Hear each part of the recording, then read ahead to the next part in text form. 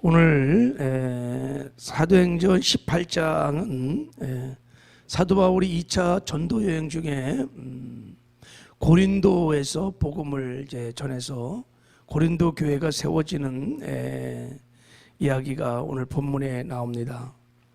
그 1절에 보면 바울이 아덴을 떠나서 이제 고린도에 이르러 그랬어요. 고린도 와서 아굴라와 브리스길라라고 하는 부부를 만났어요. 그래서 같이 고린도에서 그 텐트를 치면서 사역을 이제 시작했어요. 사도 바울은 자비랑 선교사였습니다. 자비랑 선교사 일을 하면서 복음도 전하고 이런 사역을 고린도에서 이렇게 하다가 그 5절을 한번 읽어보세요. 고린도에서 사도 바울이 누구에게 복음을 집중적으로 전하냐면 우리 한번 5절을 한번 읽어보겠습니다. 시작. 실라와 디모데가 마케도냐로부터 내려오매 바울이 하나님의 말씀을 붙잡혀 유대인들에게 예수 그리스도라 밝히 증언하니 그랬어요. 사도 바울은 이방인 사도입니다. 특별히 이방인의 복음을 위해서, 구원을 위해서 부름을 받은 사도인데 고린도에서는 유독 회당들을 다니면서 유대인들에게 복음을 전했던 것 같습니다. 그래서 바울이 유대인들에게 나사렛 예수가 그리스도다 이렇게 전하니까 반응이 두 가지예요.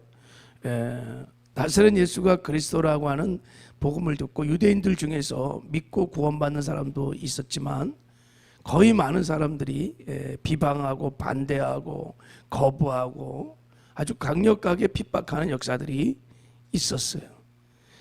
우리 한번 6절을 읽어봐요. 6절. 시작. 그들이 대적하여 비방하거늘 바울이 옷을 털면서 이르되 너희 머리로 돌아갈 것이요 나는 깨끗하니라 이후에 이방인에게로 가리라 하고. 나사렛 예수가 그리스도라고 복음을 전하니까 그들이 대적하고 비방하고 복음을 막 거부했어요. 다 알거든요. 나사렛 예수가 누구인지. 근데 그 예수가 메시아하고 그리스도라고 막 전하니까 그들이 굉장히 거부를 핍박을 막 했던 것입니다.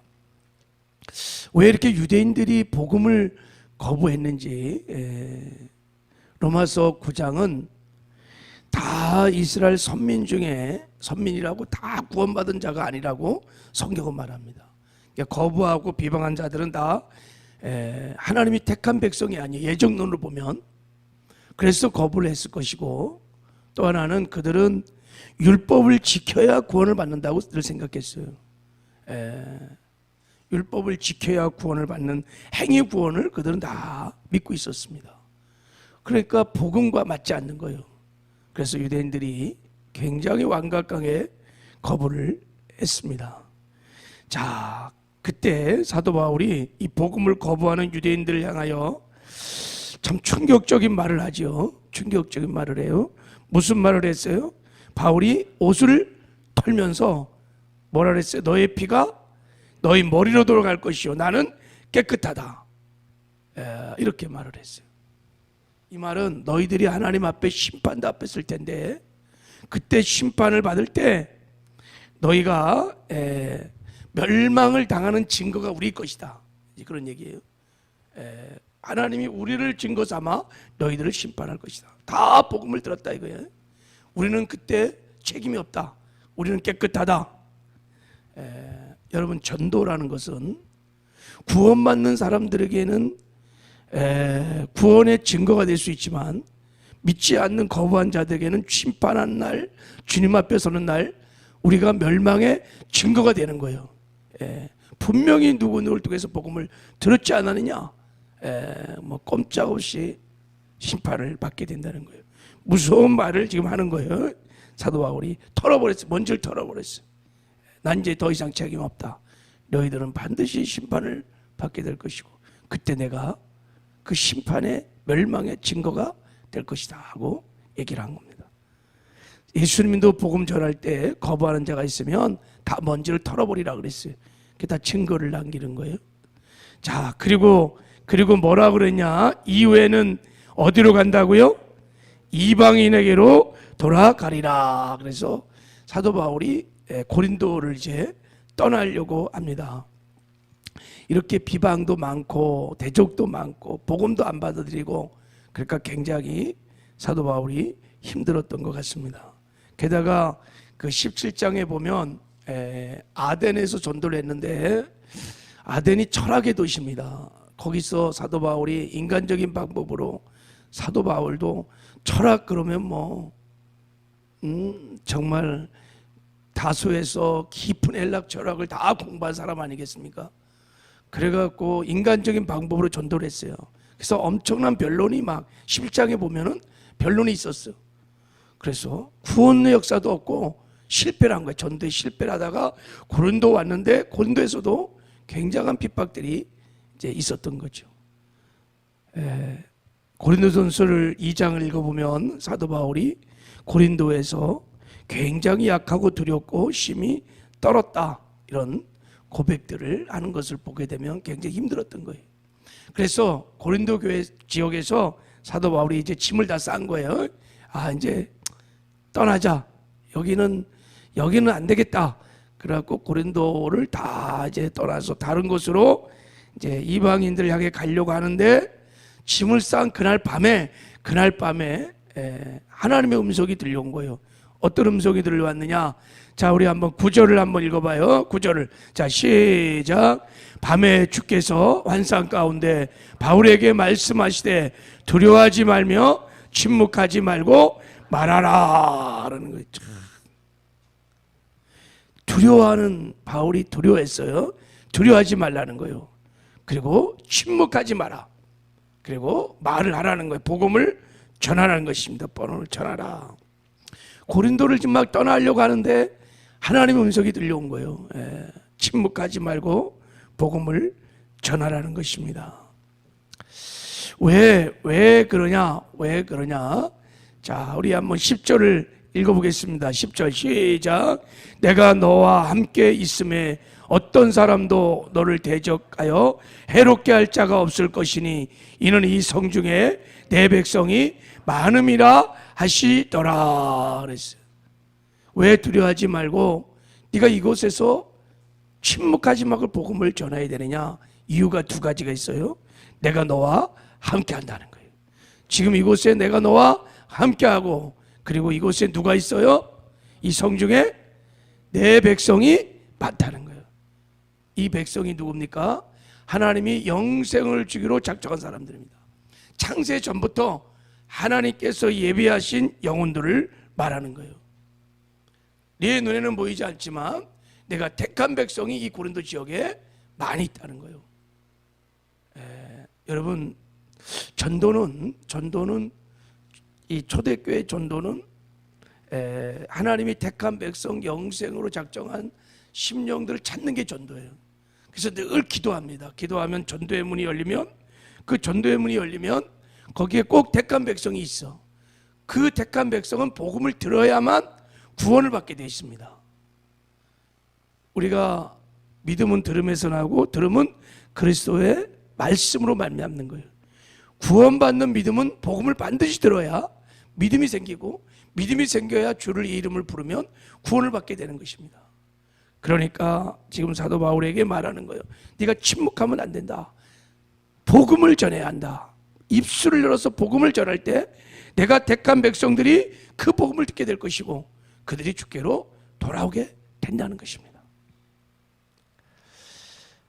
지금도 구원의 역사는 지금도 이렇게 일어나는 줄을 믿습니다. 복음을 전해야 돼요. 구원을 받는 믿음이 생기는 방법이 달리 없습니다. 복음을 들어야지만 믿음이 생겨요. 믿음이 생겨야 구원도 받는 것이죠. 그러니까 누군가는 복음을 입술을 열어서 전해야 돼요. 침묵해버리면 아무 역사가 일어나지 않아요. 구원의 역사가 일어나지 않아요. 어제 말씀을 묵상하면서 고린도에서 사도 바울이 들었던 이 음성을 지금 이 시대에 우리가 들어야 할 하나님의 음성이 아닌가 생각을 했습니다. 두려워하지 말며 침묵하지 말고 복음을 전해라. 내가 너희들과 함께한다. 그리고 지금 우리의 가정에, 이 지역에, 여러분의 직장에 내가 택한 백성이 있다는 거예요. 할렐루야. 자, 코로나로 인해서 우리가 전도를 지금 못해요. 아니, 못하는 게 아니라 사실은 안 하는 거예요. 안 하는 거예요. 예. 다 발목에 잡혔어요. 다 잡혔어요. 두려움에 다 잡혔어요. 이게 정말 영적인 엄청난 공격이. 근데 중요한 것은 예수를 안 믿고 죽으면 다 지옥 간다는 거예요. 이거에는 변함이 없어요. 지금 코로나로 인해서 20, 30만이 죽었는데 그 중에서 예수 안 믿는 사람은 100%다 지옥 가는 거예요. 지금도 교회가, 우리 대한민국 교회만 아니에요. 전 세계가 다 셧다운이에요. 복음을 전하지 않아요. 지금 죽어가는 사람들은 예외가 없어요. 예수 안 믿고 죽으면 다 지옥 간다는 거예요. 그러니까 코로나 바이러스보다 훨씬 무서운 것이 이 죄의 바이러스예요. 다 죄의 바이러스에 감염돼서 지금 죽어가고 있는데, 이 복음을 듣지 못해서 다 지옥으로 떨어지는 거죠. 그죠? 오늘 주님께서 이 시대를 향하여, 저와 여러분을 향하여 말씀하신 음성이 아닌가 생각해요. 두려워하지 마라. 두려워하지 마라. 침묵하지 마라. 복음을 전하라는 거예요. 내가 너희들과 함께하느니라. 그리고 택한 백성, 영생을 주로 작정한 심령들이 있느니라. 할렐루야. 우리가 이 음성을 듣고 우리가 확신을 하고, 그래, 하나님 우리와 함께 하신다. 그리고 택한 백성이 지금도 있다. 아멘시요. 그리고 우리가 순종해 나가면 하나님이 역사하실 것입니다. 하나님이 택한 백성을 구원할 때 하나님이 직접 가지 않으세요. 이 믿음을 가지고 순종하는 자들, 성령께 순종하는 자들을 통해서, 그게 증인이에요. 순종하는 자를 통해서 지금도 구원의 역사를 이루어 가시는 줄 믿습니다. 사도 바울이 음성 듣고요, 그랬구나, 내가 떠나려고 하는데, 먼지 털고 가려고 했는데, 야, 여기 택한 백성이 있구나, 하나님 나와 함께 하시구나. 그리고 그 믿음을 가지고 기도했어요. 그리고 순종했습니다. 어떤 역사가 일어나느냐.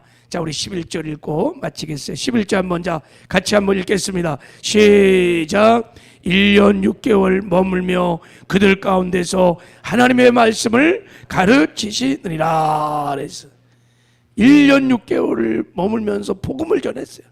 그래갖고 고린도의 많은 택한 백성들이 다 구원받고 비로소 거기에 고린도 교회가 세워진 거예요. 할렐루야. 전혀 있을 수 없는, 상상하지 못했던, 야, 여기는 안 돼, 지금은 전도할 때가 아니야, 그럴 때 보따리 싸갖고 떠나려고 하는데 하나님의 음성 듣고 순종할 때 많은 영혼들이 죽게 돌아와 고린도 교회가 세워지는 놀라운 역사가 일어났어요. 지금도 우리가 이 믿음을 가지고 순종하면 구원의 역사가 일어나게 될 줄을 믿습니다.